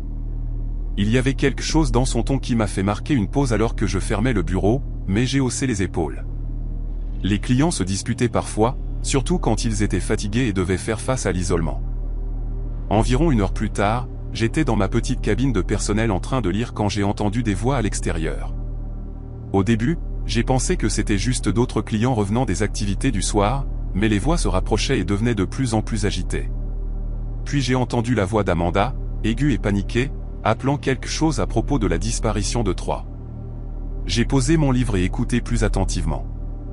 David était avec elle, et il passait de cabine en cabine, frappant aux portes et demandant si quelqu'un avait vu 3. Leur voix avait cette pointe frénétique qui a fait dresser les poils sur mes bras. J'ai attrapé ma lampe torche et suis sorti. Et c'est alors qu'Amanda m'a repéré. Elle est venue en courant vers moi, son visage pâle même dans la faible lumière. Et David était juste derrière elle avec ce regard sauvage dans les yeux que je n'avais jamais vu auparavant. Amanda continuait à dire que 3 avait disparu après une sorte de dispute près du bain public. Mais quand j'ai demandé des détails, ils semblaient tous les deux bafouiller leurs mots. L'histoire qu'ils me racontaient changeait à chaque fois que je posais une question. D'abord, Amanda a dit que 3 s'était disputé avec un étranger qui rôdait autour du bain public. Ensuite, David a enchaîné en disant que l'étranger était là depuis des heures, à simplement observer les gens aller et venir. Mais quand j'ai demandé à quoi ressemblait cet étranger, Amanda a décrit un homme grand aux cheveux foncés, tandis que David a insisté en disant qu'il était plus petit avec une barbe. Leur description était si différente qu'on aurait dit qu'ils parlaient de personnes complètement différentes. Amanda continuait à se tordre les mains et à regarder autour d'elle nerveusement tandis que David faisait les 100 pas, passant ses doigts dans ses cheveux à plusieurs reprises. Toute la situation semblait fausse, comme s'ils jouaient une sorte de panique répétée plutôt que d'être réellement inquiets pour leur ami. Je leur ai dit que nous devrions vérifier le bain public en premier et que peut-être 3 s'étaient simplement éloignés pour se calmer après la dispute. Mais alors que nous marchions vers le bâtiment, j'ai remarqué que David continuait à jeter des regards rapides et significatifs à Amanda, ce qui me donna la chair de poule. Le bain public était complètement vide quand nous y sommes arrivés. Mais il y avait des signes clairs d'une sorte de lutte. Le banc en bois à l'extérieur était renversé, et il y avait des marques de glissement dans la terre qui ressemblaient à quelqu'un qui avait été traîné ou était tombé lourdement. Amanda a immédiatement commencé à pleurer et a dit qu'il devait appeler la police. Mais quand j'ai suggéré d'utiliser la ligne fixe dans le bureau principal, David a rapidement dit que nous devrions d'abord chercher dans la propriété, insistant sur le fait que Troy avait probablement juste fait une promenade pour se vider la tête et serait de retour dans une minute. Mais la façon dont il l'a dit, avec ce calme forcé dans sa voix, m'a fait réaliser qu'il essayait de contrôler la situation. J'ai accepté de les aider à chercher, mais j'étais déjà en train de planifier d'appeler les autorités dès que nous serions de retour au lodge. Les 3 heures suivantes, nous avons peigné les sentiers avec des lampes torchées, appelant le nom de Troy sans obtenir de réponse. Chaque ombre semblait menaçante, et chaque bruit nous faisait sursauter. Amanda continuait à demander ce que nous allions faire, mais David continuait à orienter la conversation loin de l'appel à l'aide. Quand nous avons finalement abandonné les recherches vers minuit, j'étais épuisé et vraiment inquiet pour Troy. J'ai dit à David et Amanda que j'allais appeler les policiers d'État depuis le bureau principal. Et c'est là que toute l'attitude de David a changé. Il m'a attrapé le bras et a dit que nous devrions attendre jusqu'au matin, que Troy réapparaîtrait probablement de lui-même et que nous ne ferions que perdre le temps de tout le monde. Mais Amanda n'était pas d'accord, disant qu'il devait appeler la famille de Troy et les informer de ce qui se passait. Les deux ont commencé à se disputer juste devant moi, et je pouvais entendre la désespoir dans leur voix. David continuait à insister sur le fait que l'appel à la police ne ferait qu'empirer les choses, tandis qu'Amanda le suppliait presque de me laisser passer l'appel. Pendant leur dispute, j'ai remarqué que David avait des égratignures sur les avant-bras qui n'y étaient définitivement pas plus tôt dans la journée. Et quand je lui ai demandé à leur sujet, il a prétendu les avoir eus en poussant à travers des buissons pendant notre recherche. Mais les égratignures semblaient fraîches et profondes, comme des marques de griffes, et elles étaient dans un motif qui m'a fait penser à quelqu'un essayant de se défendre. J'ai finalement réussi à les convaincre que nous devions contacter les autorités et les 3 nous sommes retournés ensemble vers le lodge principal. Le bâtiment semblait étrangement silencieux alors que je déverrouillais la porte du bureau et que j'entendais David et Amanda respirer lourdement derrière moi. Quand j'ai décroché le téléphone fixe pour composer, il n'y avait pas de tonalité, juste un silence complet. J'ai secoué le câble et vérifié toutes les connexions, mais la ligne était complètement morte. David a immédiatement dit que les lignes téléphoniques étaient probablement tombées en panne à cause du temps, mais il n'y avait pas eu d'orage ce jour-là. Amanda devenait de plus en plus agitée, faisant les 100 pas dans le petit bureau et marmonnant qu'il devait obtenir de l'aide d'une manière ou d'une autre. J'ai dit que je conduirais jusqu'à la ville la plus proche le matin pour signaler la disparition de Troy, mais David s'est rapidement porté volontaire pour y aller à ma place. Il a dit qu'il connaissait mieux la région et pourrait y arriver plus vite, mais quelque chose dans son empressement à partir m'a rendu suspect. J'ai insisté pour que nous restions tous ensemble jusqu'à ce que nous découvrions ce qui était arrivé à Troy. Et c'est alors que j'ai remarqué David et Amanda échanger un autre de ces regards chargés. Nous avons décidé d'attendre jusqu'à l'aube avant de prendre une décision, et j'ai proposé de les laisser rester dans le lodge principal au lieu de retourner dans leur cabine. Amanda a accepté immédiatement, mais David semblait réticent, disant qu'il voulait retourner chercher certaines de leurs affaires. J'ai regardé David marcher vers la cabine 7, et quelque chose dans sa façon de se déplacer, rapide et déterminée, m'a fait décider de le suivre à distance. J'ai attrapé ma lampe torche et me suis faufilé par la porte arrière du lodge, restant dans l'ombre alors que je me dirigeais vers leur cabine. David y est entré pendant peut-être 10 minutes. Et quand il est sorti, il portait un grand sac de sport qui semblait beaucoup plus lourd qu'il ne l'aurait été s'il ne prenait que des vêtements. Il avait aussi quelque chose enveloppé dans une serviette coincée sous son bras, et il continuait à regarder autour de lui nerveusement alors qu'il marchait vers le lodge. J'ai réussi à revenir avant lui, mais j'ai fait semblant de somnoler dans l'un des fauteuils du lobby quand il est revenu. Amanda était recroquevillée sur le canapé, mais je pouvais dire qu'elle ne dormait pas vraiment non plus. Nous 3 avons passé le reste de la nuit dans cette pièce principale, et je ne pense pas que l'un d'entre nous ait eu une minute de vrai sommeil. Quand le soleil s'est finalement levé vers 4h30, j'ai suggéré que nous marchions tous vers la zone du bain public à la lumière du jour pour voir si nous pouvions trouver d'autres indices sur ce qui était arrivé à Troy. David a immédiatement protesté, disant que nous avions déjà cherché minutieusement et que nous ne trouverions rien de nouveau, mais Amanda s'est levée et a dit qu'elle voulait regarder à nouveau.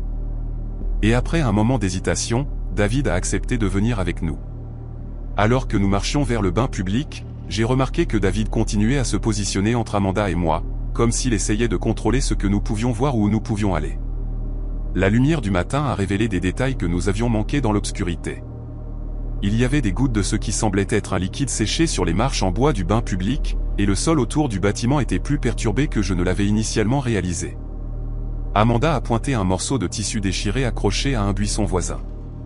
Et quand elle a commencé à l'atteindre, David est rapidement intervenu et a dit « Nous ne devrions pas toucher quoi que ce soit qui pourrait être une preuve. » Mais la façon dont il l'a dit, avec cette autorité forcée dans sa voix, m'a fait me demander s'il essayait de préserver des preuves ou de les détruire.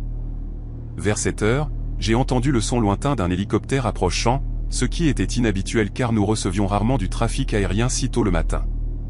Le visage de David est devenu complètement blanc quand il l'a entendu, et il a commencé à parler rapidement de la façon dont ils devraient probablement retourner à leur cabine pour faire leurs valises et partir, mais Amanda fixait l'hélicoptère avec une expression de soulagement mêlée de terreur, et elle a chuchoté quelque chose à propos d'espérer que c'était de l'aide. L'hélicoptère a atterri dans la clairière près du lodge principal, et 2 policiers d'État en sont sortis avec un ambulancier. Ma première pensée a été que quelqu'un d'autre avait appelé à propos de Troyes, mais puis j'ai réalisé que c'était impossible puisque nos lignes téléphoniques étaient coupées. L'un des policiers s'est approché de nous et a demandé si nous étions les personnes ayant signalé une personne disparue. Et avant que je puisse répondre, David a bondi et a dit qu'il y avait eu un malentendu. Il a prétendu que Troyes s'était simplement éloigné pour une promenade et avait probablement déjà regagné la ville par lui-même. Le policier a eu l'air sceptique et a demandé à parler à chacun de nous séparément, commençant par Amanda. Pendant qu'Amanda parlait aux officiers, David continuait à essayer de me convaincre que nous devrions leur dire que tout allait bien et que Troyes réapparaîtrait éventuellement. Il transpirait malgré l'air frais du matin, et il continuait à tripoter quelque chose dans sa poche. Mais ensuite l'ambulancier est venu et nous a dit qu'ils avaient trouvé Troyes à environ 3 km en aval près de l'ancienne route minière. Il était vivant mais dans un état critique avec de multiples blessures par arme blanche et il l'avait déjà transporté par hélicoptère vers un hôpital à Fairbanks. L'ambulancier a dit que Troyes avait réussi à ramper jusqu'à la route et à faire signe à un conducteur de camion passant qui avait appelé à l'aide sur sa radio CB. Quand j'ai regardé David après avoir entendu cette nouvelle, son visage était devenu complètement gris et il fixait le sol comme s'il essayait de disparaître. Amanda a commencé à pleurer, mais ce n'était pas des larmes de soulagement. C'était des larmes de peur. Les policiers ont arrêté David cet après-midi-là après avoir trouvé le couteau enveloppé dans la serviette qu'il avait récupéré dans leur cabine. Et Amanda a avoué qu'elle l'avait aidé à déplacer le corps de Troyes après l'attaque. Elle a dit que David avait pété un câble pendant une dispute à propos de l'argent que Troyes lui devait, et qu'ils avaient paniqué en pensant qu'il était mort. La ligne téléphonique avait été coupée avec des coupes-fils trouvées dans le sac de David. Amanda a obtenu une peine réduite pour coopération, mais David a été inculpé de tentative de meurtre.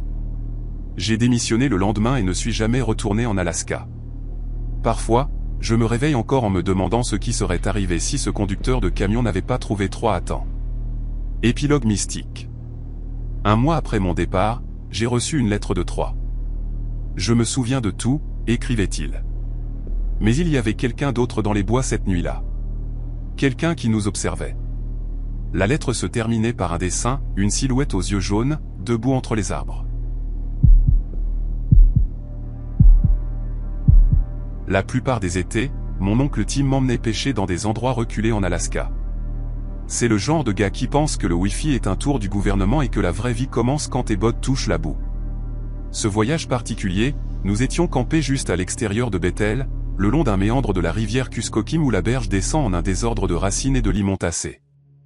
Je venais d'avoir 13 ans ce printemps-là, et c'était la première fois que j'avais mon propre équipement, canne, bottes, même un petit couteau à filet.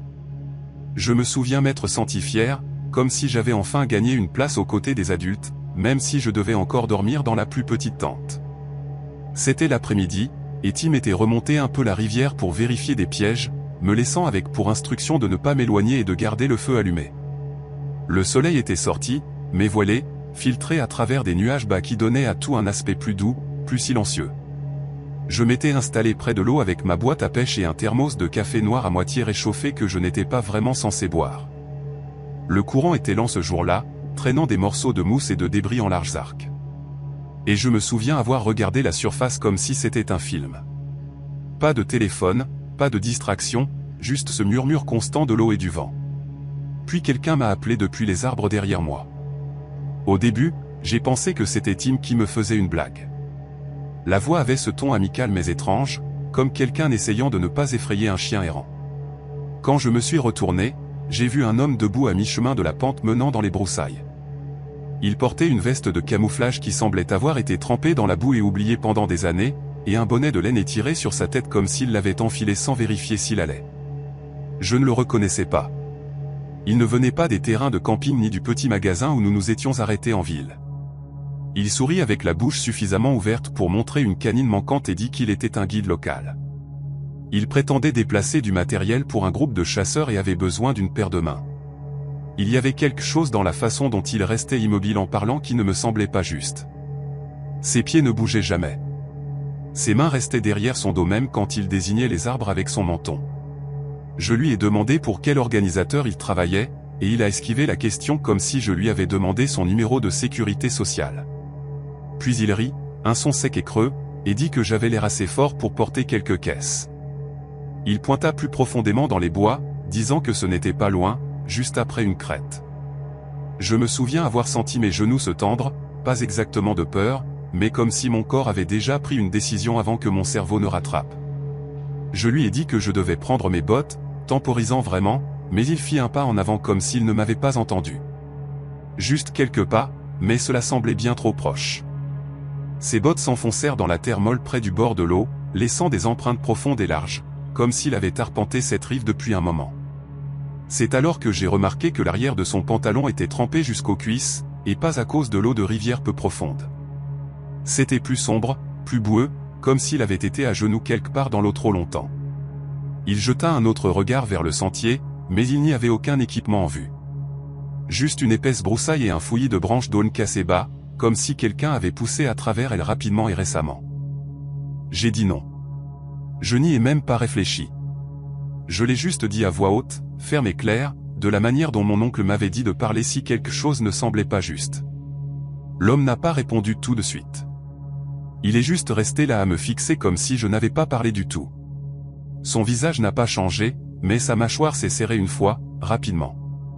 Puis il a comme ri par le nez et marmonné quelque chose entre ses dents qui ressemblait à « ils n'apprennent jamais ». C'est à ce moment-là que j'ai reculé, faisant attention à ne pas me retourner, gardant la rivière derrière moi comme une sorte de barrière. J'ai senti une pression bizarre, comme si je devais continuer à parler ou à bouger ou à faire quelque chose parce que le silence semblait dangereux. J'ai marché à reculons jusqu'à ce que je heurte une bûche qui marquait le sentier de retour au camp. C'est alors qu'il a fait un autre pas vers moi, lent, délibéré, et a dit « Tu ne veux pas être seul ici quand il fera nuit ». Ce n'était pas une menace. Pas exactement. Plutôt comme s'il énonçait un fait. Son ton était plat et étrangement calme, comme s'il récitait un bulletin météo. Je n'ai pas répondu. Je me suis juste retourné et j'ai couru. Je n'ai pas vérifié s'il me suivait. Je n'ai pas entendu de pas, mais je ne faisais pas non plus confiance au silence. Les arbres semblaient plus épais sur le chemin du retour, comme s'ils penchaient vers l'intérieur, et je me souviens m'être baissé sous des branches qui n'étaient pas basses avant. Quand j'ai finalement atteint les tentes, je ne pouvais pas dire si j'avais été absent 10 minutes ou 1 heure. Tout semblait pareil, mais tout semblait décalé, comme si le monde avait été légèrement poussé de côté. Je n'ai pas vu Tim nulle part, et pendant une seconde, j'ai paniqué, pensant que peut-être cet homme était aussi arrivé à lui. Mais puis j'ai vu de la fumée s'élever du foyer. Il est sorti de derrière le camion quelques secondes plus tard, tenant une clé, essuyant de la graisse de ses doigts. Il m'a demandé si j'avais attrapé quelque chose. Je lui ai dit non, et que nous devions plier bagages plus tôt. Il m'a lancé un regard, mais n'a pas discuté. Nous sommes partis cet après-midi-là. Tim n'a pas insisté pour avoir des détails avant que nous soyons à mi-chemin de la route de gravier menant vers la ville. Je lui ai raconté ce qui s'était passé aussi droit que possible. Il est devenu très silencieux, pas en colère, juste concentré, comme s'il révisait déjà mentalement des cartes et des visages.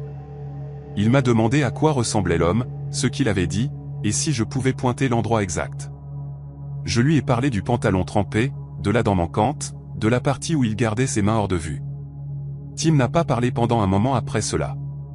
Quand nous sommes arrivés en ville, il a fait un arrêt rapide au poste de rangée pendant que j'attendais dans le camion avec les fenêtres entr'ouvertes et ma canne à pêche toujours dans le siège arrière, intacte.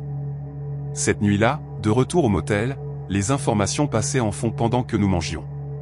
Je ne faisais presque pas attention jusqu'à ce que Tim monte le volume. Une alerte de personnes disparues avait été diffusée, un garçon nommé Alex, 15 ans, vu pour la dernière fois juste à l'extérieur d'un autre terrain de camping, pas loin d'une autre, 4 jours plus tôt. Aucune piste solide, mais le rapport mentionnait qu'il avait été vu pour la dernière fois en train de parler à quelqu'un décrit comme un homme en camouflage, peut-être local. La photo du garçon disparu m'a frappé. Il était plus grand que moi, mais quelque chose dans son expression semblait familier. Juste un ado ordinaire essayant de profiter du plein air, ne s'attendant probablement pas à ce que son après-midi prenne un mauvais tournant. Je n'ai pas beaucoup dormi cette nuit-là. Je continuais à penser à la rapidité avec laquelle les choses auraient pu mal tourner si j'avais dit oui. Si j'avais suivi, si j'avais hésité ne serait-ce qu'une seconde de plus. Ce n'est pas comme si j'avais fait quelque chose d'héroïque. J'ai juste écouté cette partie de moi qui se tend quand quelque chose ne va pas. Je pense encore parfois à la voix de cet homme. À quel point elle était calme quand il m'a dit que je ne voulais pas être seul là-bas. Pas en colère, pas frustré, juste certain. Comme s'il ne devinait pas comment les choses se termineraient. Il le savait déjà. Nous ne sommes jamais retournés à cet endroit. Tim a dit que nous resterions plus près de la ville pendant un moment. Je n'ai jamais revu l'homme, et autant que je sache, personne n'a jamais été arrêté. L'autre garçon, Alex, n'a jamais été retrouvé. Son nom apparaît parfois dans des forums comme celui-ci, et chaque fois que cela arrive, je pense à signaler à nouveau l'interaction. Mais la vérité, c'est que j'ai déjà dit ce que je sais. Et peut-être que poster ici maintenant est juste une façon de rappeler à quiconque lit ceci, faites confiance à ce sentiment viscéral, même si cela n'a pas de sens sur le moment, surtout quand cela n'a pas de sens. Épilogue mystique. 1 an plus tard, j'ai reçu une enveloppe sans adresse d'expéditeur. À l'intérieur, une photo Polaroid d'Alex, souriant faiblement, debout près d'un feu de camp. Il m'a trouvé, était écrit au dos.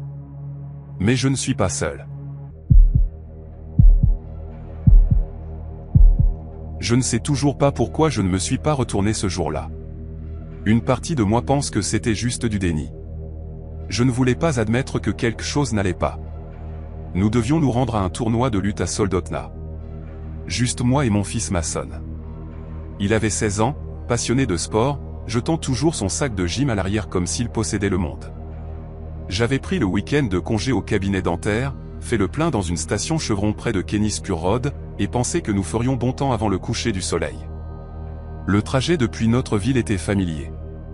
Nous l'avions fait 2 fois auparavant pour d'autres événements scolaires. Je me souviens m'être dit que ce serait une route tranquille, peut-être même une chance pour nous de parler sans distraction. Nous étions à environ 30 minutes au sud de Sterling quand j'ai remarqué le pick-up. Il avait des vitres teintées foncées et une vieille peinture grise mat. Rien de tape à accent grave l'œil, juste assez pour se fondre dans le décor. Il s'est glissé dans ma voie derrière nous quelque part après la dernière station-service. Au début, je n'y ai pas prêté attention. L'autoroute est longue et souvent déserte, et les véhicules restent parfois ensemble pendant des kilomètres, mais celui-ci restait trop près. Trop près. J'ai vérifié le rétroviseur plus d'une fois, m'attendant à ce qu'il nous double. Il ne l'a jamais fait. J'ai même ralenti un peu, me décalant vers l'accotement droit pour l'inviter à nous dépasser. Au lieu de cela, le conducteur a ajusté sa vitesse exactement, gardant la même distance serrée, presque comme s'il était attaché à nous. Je l'ai signalé à Mason, essayant de ne pas avoir l'air nerveuse. Il regardait son téléphone, mais a levé les yeux et a marmonné quelque chose comme « des vibes de creep ». Il n'avait pas tort. Je l'ai testé à nouveau, accélérant un peu, puis ralentissant en dessous de la limite de vitesse. Le camion a imité chaque mouvement. J'ai tapé 2 fois sur les freins, un truc que mon père utilisait pour avertir les conducteurs qui collent. Aucun changement.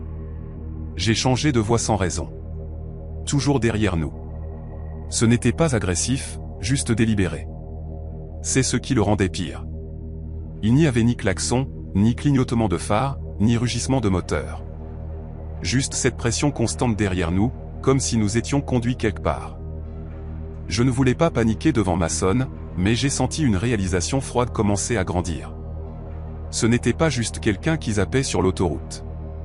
Il était trop tard pour faire demi-tour et le signal cellulaire était faible dans cette zone. J'ai dit à Mason d'ouvrir l'application de carte et de chercher l'endroit le plus proche pour se garer avec des lumières. Peut-être un magasin ou une aire de repos. Nous en avons trouvé une à environ 10 minutes devant.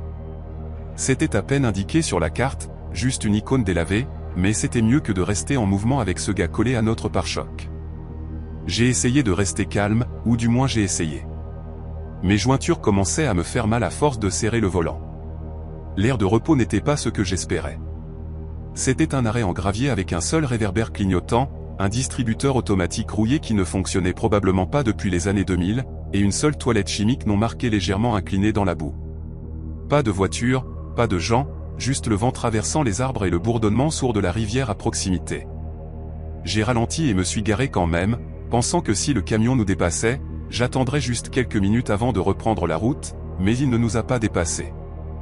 Il nous a suivis, lent, régulier et confiant. J'ai senti Mason se redresser. Je pouvais dire qu'il essayait de faire semblant de ne pas être impressionné, mais j'ai vu comment il retenait son souffle. Le camion ne s'est pas garé à côté de nous. Il s'est positionné derrière ma voiture, coupant la sortie comme s'il avait répété le mouvement. Je n'ai pas reconnu le modèle exactement, un Chevy ou GMC plus ancien, peut-être de la fin des années 90, mais il y avait quelque chose d'étrange avec la calandre avant. Elle semblait artisanale, renforcée, comme si quelqu'un avait soudé des barres supplémentaires à travers. Mes phares se reflétaient sur le pare-brise teinté, mais je ne pouvais pas voir à l'intérieur. Aucun mouvement, aucune porte qui s'ouvre, juste le camion assis là, moteur toujours en marche, un ralenti bas grondant à travers le silence comme un avertissement. J'ai dit à Mason, ne sors pas, et j'ai attrapé mon téléphone. Pas de signal. Mason a chuchoté qu'il enregistrait déjà. Il avait retourné son appareil photo et l'avait incliné bas contre le tableau de bord, bougeant à peine sa main. Je n'ai même pas eu à demander. Il l'a juste fait. Un gars intelligent. Je lui ai dit de continuer à filmer peu importe ce qui arrive. J'étais sur le point de klaxonner juste une fois pour peut-être faire peur à qui que ce soit ou alerter quelqu'un à proximité, même si je doutais que quelqu'un entende. Mais avant que je ne puisse le faire, la portière côté conducteur du camion s'est entrouverte. Pas complètement, juste de quelques centimètres. Puis elle s'est refermée. Rien d'autre. Personne n'est sorti. Je ne pouvais pas expliquer le mouvement, mais il semblait calculé, comme s'il nous faisait savoir qu'il nous observait, qu'il décidait. C'était le moment où cela a cessé de sembler être de la paranoïa, et a commencé à ressembler à un piège. Je ne voulais pas reculer vers eux, mais nous étions coincés. Il y avait un fossé raide à droite et des arbres denses à gauche. Je continuais à penser que si je conduisais vers l'avant sur l'herbe, je pourrais me retrouver coincé. Alors je suis juste resté là, moteur en marche, porte verrouillée. Le camion a avancé d'un pouce, juste un, et je n'ai pas pu m'en empêcher. J'ai hurlé, « Qu'est-ce que tu veux, bon sang ?» Mason a attrapé mon bras, essayant de me calmer, et a chuchoté, « Maman, attends. » Le conducteur n'a toujours pas bougé. Juste ce moteur qui vrombissait comme s'il avait tout son temps. Par pur instinct, j'ai appuyé sur le klaxon, long et fort. Cela a résonné à travers les arbres et l'autoroute vide au-delà. Cela a finalement fait quelque chose. Le camion a sursauté en arrière, puis a reculé rapidement, projetant du gravier derrière lui. Il n'a pas quitté complètement le parking. Il s'est arrêté de nouveau près de la sortie.